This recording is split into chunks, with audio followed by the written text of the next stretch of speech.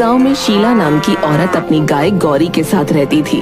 गौरी बहुत ही सीधी सादी गाय थी और वो अपनी मालकिन की सारी बातें मानती थी। एक शाम शीला गाय को चराकर वापस घर ला रही थी। गाय रंभाते हुए मटक मटक कर धीरे धीरे चल रही थी। तभी शीला को गुस्सा आ गया। वो गाय को डंडा मारते हुए बोली, चल रही गैया, जल्दी घर चल। खाने में तो कोई कंजूसी नहीं करती, चलने में इतनी कंजूसी क्यों करती है? जल्दी चल, अभी कितने सारे काम निपट जाते मेरे। इतना पेट भर लिया, अब चलना दुश्वार हो गया है तेरा। अब घर पहुंचकर शीला गौरी को उसके खूंटे से बांधकर घर के काम करने चली जाती है। गौरी रंभाते हुए करहाती है और कहती है, अरे माँ, मर गई री। ये शीला जितना मुझे चराती नहीं, उससे ज्यादा तो मेरा दूध निकालती है। ऊपर से रास्ते भर डंडा मार मार कर मेरी कमर ही तोड़ दी इसने। हे भगवान, मुझे इससे बचाओ, मुझे शीला से बचा लो भगवान, नहीं तो किसी दिन ये मेरी जान निकाल लेगी। हाय रे, बेजुबान जानवरों पर कैसे मनमानी करते हैं इंसान। इसी तरह से गौरी जब भी घास चरकर आती तो रंभाते हुए भगवान को याद करती।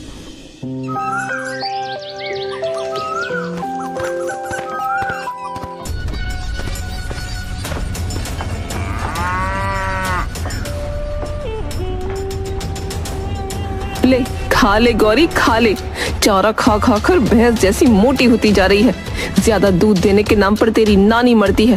अरे जब तू ढेर सारा दूध नहीं देगी तब मैं ज्यादा पैसे कहाँ से कमाऊंगी? बोल। अब ज्यादा नाटक मत कर, फटाफट से सारा चारा खा ले, फिर मुझे तेरा दूध भी निकालना है। और मेरी बात ध्यान से सुन, देख बगल के घर में जो गाय है ना, वो पूरा 10 लीटर दूध देती है और तू बस 14 लीटर। इतना हरा घास खिला रही हूँ, दूसरी गायों से तगड़ी है तू। कम से कम 20 लीटर दूध देना चाहिए तुझे। कुछ तो इज्जत कर मेरी।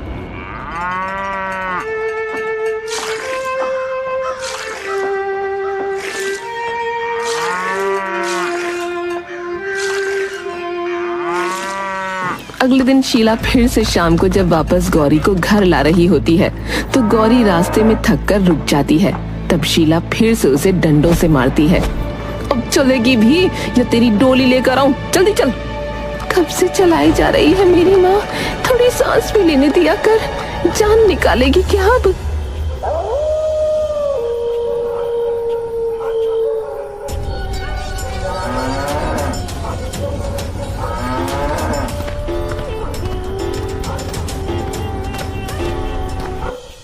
घर पहुंचकर गौरी दर्द में फिर से रंभाते हुए भगवान को याद करती है। ओए, हे भगवान, मुझे शीला से बचाओ। इस लालची औरत को बस दूध चाहिए, मेरी सेहत का तो बिल्कुल ख्याल नहीं इसको। सुन रहे हो ना प्रभु, रक्षा करो, मेरी रक्षा करो।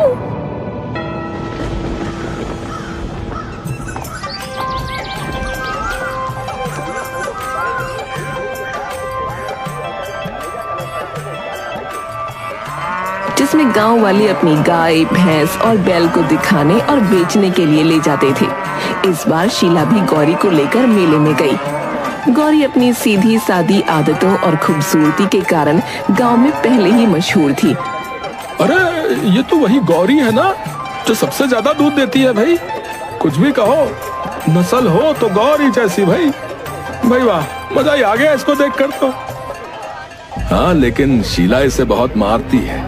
बेचारी गौरी को कोई आराम ही नहीं मिलता इसके पास। अरे चुप रहो, मेरी गाय है, मैं उसके साथ जो चाहे करूं। तुम लोग कौन होते हो बोलने वाले? बस हम तो यही कह रहे थे कि जानवरों को भी प्यार से रखना चाहिए भाई। देखो तो कितनी मासूम लग रही गौरी है। मेरी गौरी जितना खाती है उतना दूध भी देगी। अब चुपचाप निकलो यहाँ से, नहीं तो मुझे जानवरों के साथ साथ तुम जैसों का इलाज भी अच्छे से आता है। गौरी चुपचाप ये सुन रही थी। उसे महसूस हुआ कि लोग उसकी हालत पर तरस खा रही हैं। जब मेला खत्म हुआ तो शीला उसे घर वापस लाने लगी।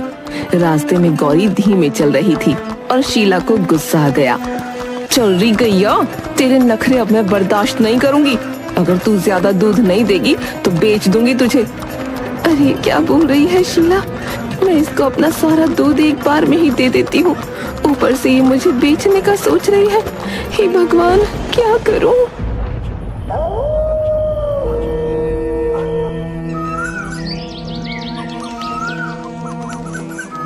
चारा देने के बजाय खेतों में घास चरने भेज दिया। गौरी को सुबह से भूखा रखते हुए उसने और भी काम करवाए। पहले खेत में हल चलाने का काम,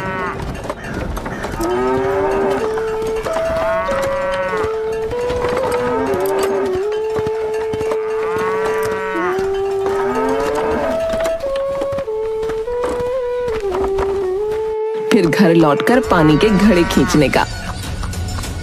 सुन रही गौरी, अब तेरे खाली दूध देने से काम न चलेगा, तुझे और भी काम करने पड़ेंगे। हाँ हाँ, क्यों नहीं, सारे काम मुझसे ही करवा ले शीला। खुद खाली बैठकर पड़ोस की औरतों से जुगलखोरी कर, ये क्या दिन देखने पड़ रहे हैं मुझे।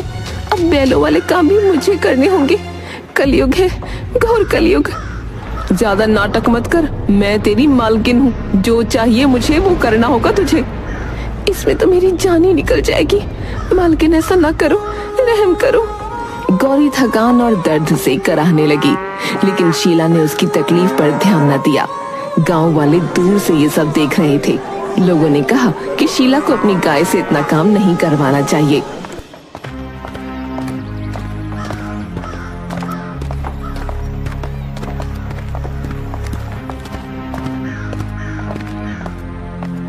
शीला, ये क्या कर रहे हो भाई? गाय तो दूध देने के लिए होती है, ना कि सारे काम करने के लिए। बैलों के काम है। अगर इतना ही लालच है तो एक बैल खरीद लो। ये मेरी गाय है, तुम लोग अपने काम से काम रखो। लेकिन भगवान भी जानवरों की सेवा करने को कहते हैं। अगर तू ऐसा करेगी तो तुझे सजा मिलेगी। भगवान ने मुझे गाय दी है तो वो मेरे काम आएगी। तुम लोग ज्यादा भाषणबाजी मत करो यहाँ। अगर इतना बुरा लग रहा है तो इसके हिस्से का काम तुम लोग कर दो ना। इतना कहते हुए वो लोग वहां से निकल गए।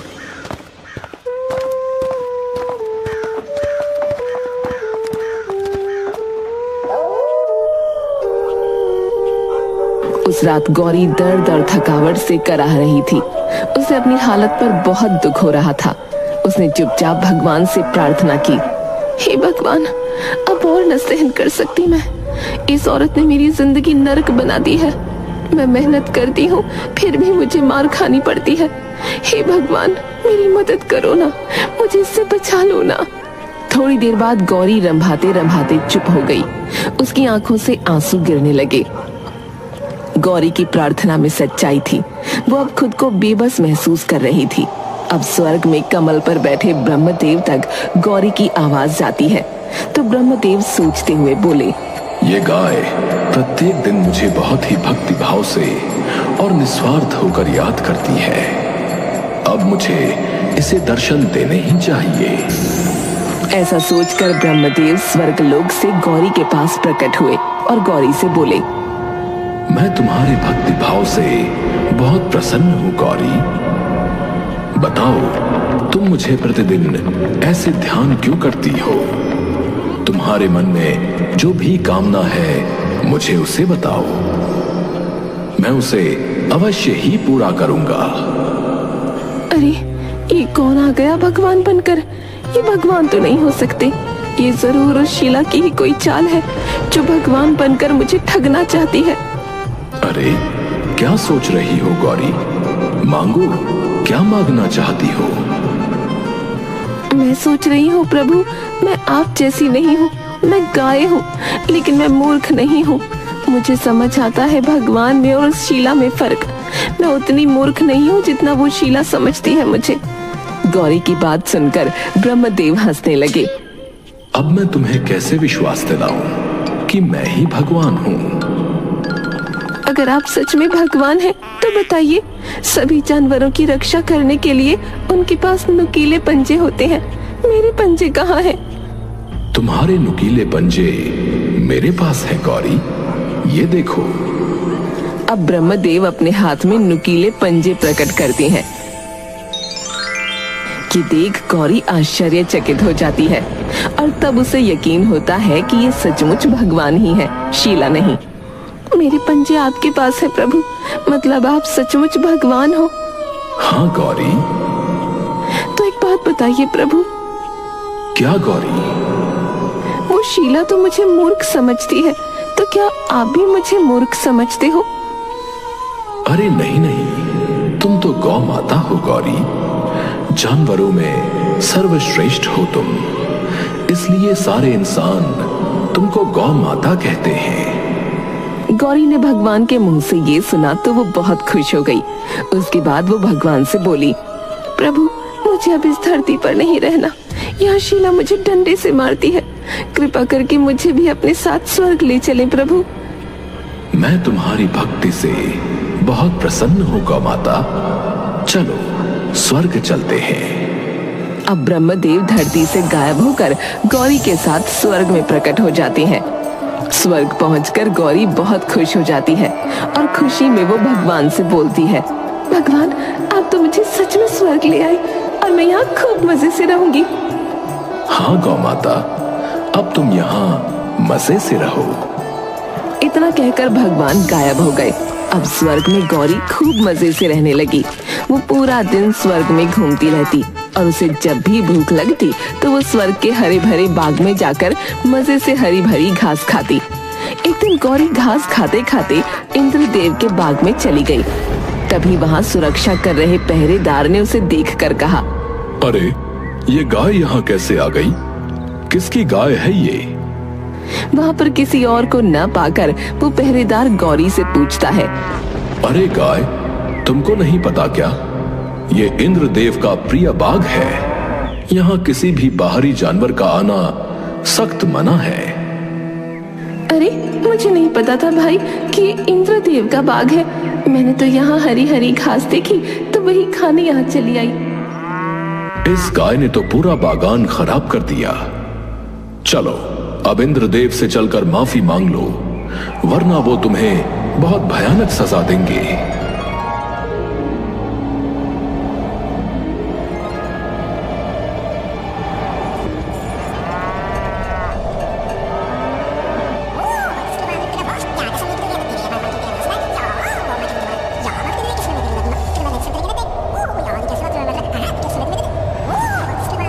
पहरेदार, तुमने इस गाय को बताया नहीं था क्या कि यह देवराज इंद्र का प्रिय बगीचा है? इस बगीचे में तो देवगण भी बिना आज्ञा प्रवेश नहीं करते और तुम जानवर होकर यहां चली आई। मैंने इसको बताया था देवराज, तो ये भोली बनकर बोली मुझे नहीं पता था। क्या इस गाय का ये दुस्साहस कि ये मेरे बगीचे को नहीं पहचानती? अब तो इसकी सजा इसे अवश्य मिलेगी। प्रभु मुझे सच में नहीं पता था कि वो आपका बाग है।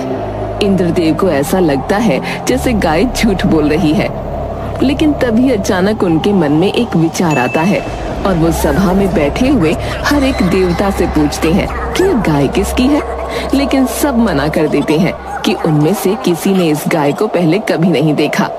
अब इंद्रदेव गाय से पूछते हैं, अच्छा ये बताओ गाय, तुम कहां से आई हो?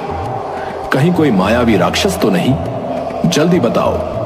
प्रभु मैं तो धरती पर रहती हूँ, मुझे यहाँ खुद भगवान लेकर आए हैं। यहाँ का भगवान मैं ही हूँ, लेकिन मैं तुमको यहाँ लेकर नहीं आया, तो कौन लेकर आया है तुम्हें? इस बात पर गौरी चुप होकर थोड़ी देर सोचती है। उसके बाद वो ब्रह्मदेव का नाम लेती है। ये सुनकर वहाँ मौजूद सारे देवता हंसने लगते हैं और इंद्रदेव गुस्से में गौरी से कहती है, गाय, तुम अपना झूठ छुपाने के लिए ब्रह्मदेव का नाम ले रही हो। अब तो तुमको इसकी सजा मिलकर रहेगी। इंद्रदेव गौरी को सजा देने के लिए जैसे ही आगे बढ़ते हैं, गौरी ये देखकर रंभाते हुए भगवान को याद करने लगती है। जब सजा सुनी तो देखो कैसे रंभा रही है, जैसे यहां तुझे कोई बचाने आएगा। अब सजा पाने को तैयार हो जा। बचाइए भगवान, मेरी रक्षा कीजिए भगवान। अब गौरी की आवाज सुनकर ब्रह्मदेव इंद्रलोक में प्रकट हुए। उनको देखकर वहां उपस्थित सारे देवी देवता नतमस्तक हो गए। तब ब्रह्मदेव ने इंद्रदेव से कहा, देवराज इंद्र, ये मेरी गाय है और मैंने ही इसको यहाँ स्वर्ग लोक में रहने की आज्ञा दी है। क्षमा करिए ब्रह्मदेव, मुझे ज्ञात नहीं था कि ये गौमाता आपकी है। अब इंद्रदेव गौरी और ब्रह्मदेव से क्षमा मांगते हैं। उसके बाद ब्रह्मदेव गौरी को इंद्रदेव के बाग में घास चरने को मना कर देते हैं गौरी ब्रह्मदेव की बात मानकर दूसरे बाग में चढ़ने चली जाती है। आज तो मैं बाल बाल बच गई। अगर भगवान समय पर आकर मेरी रक्षा नहीं करते तो आज तो मैं न जाने किस संकट में फंस जाती। लेकिन देवराज भी मेरा तनिक विश्वास नहीं कर रहे थे। भला मैं क्यों झूठ बोलने लगी। और गौरी को स्वर्ग में अकेला महसूस होने लगा। वो पूरे दिन घास खाती और अकेले बैठी रहती। एक दिन ब्रह्मदेव गाय के हालचाल लेने उसके पास प्रकट हुए। अरे गौ माता, क्या हुआ? इतनी मायूस क्यों बैठी हो? यहाँ स्वर्ग में तुम्हें अच्छा नहीं लग रहा क्या? भगवान, मैं यहाँ अकेला महसूस कर रही हूँ। मुझे यहाँ बात करने वाला कोई नहीं मिलता। तो तुम क्या चाहती हो गौ माता? भगवान, मुझे मेरे दोस्तों की याद आ रही है। ठीक है, तो मैं तुम्हारे दोस्तों को भी यहाँ ले आता हूँ। क्या ऐसा सच में हो सकता है भगवान? हाँ गौ माता।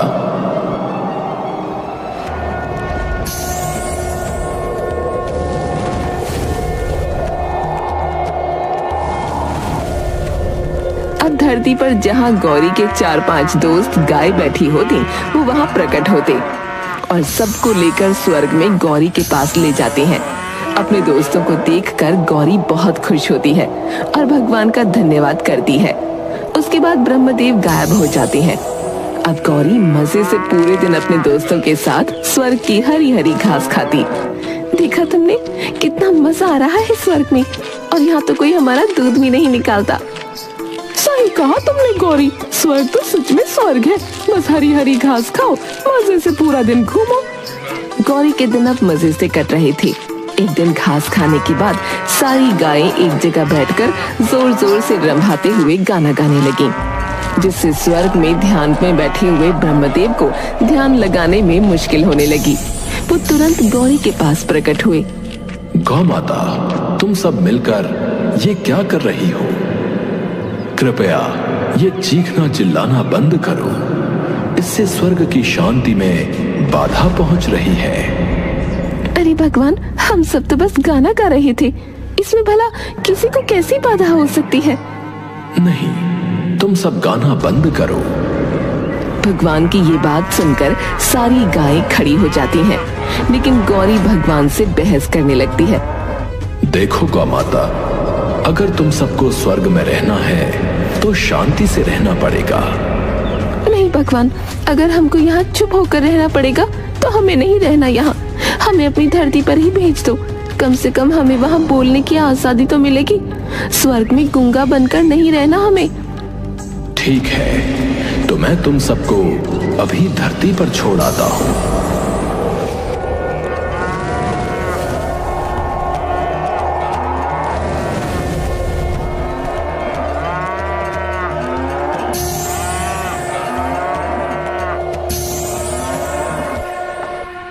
भगवान के इतना बोलते ही अचानक से गौरी की आंख खुल गई। तब उसने देखा शीला उसे डंडे से मारकर नींद से उठा रही है। तब गौरी को पता चला कि वो सपना देख रही थी। अच्छा हुआ ये सपना था, बिना बोले मैं नहीं रह सकती। खैर, सपने में ही सही, स्वर्ग के दर्शन तो हो ही गए। और दूध देना तो मेरा फर्ज है। अगर दूध नहीं निकलेगा तो मेरा पेट वैसे ही खराब हो जाएगा। और जितना मैं ड्रामा करती थी उतनी जोर से भी नहीं मारती मेरी शीला। और बेचारी पूरा दिन मेरी सेवा में भी तो लगी रहती है। ना बाबा ना, मैं तो किसी के बुलाने से भी ना जाऊं, यही अच्छी हूँ। हाँ। अब शीला गौरी को जंगल में चराने ले जाती है। वहाँ घास चढ़ते चढ़ते गौरी अपने दोस्तों के साथ जोर जोर से रंभाते हुए गाना गाती है और खूब खुश होती है कि उसको यहाँ गाते हुए कोई रोकने टोकने वाला भी नहीं है।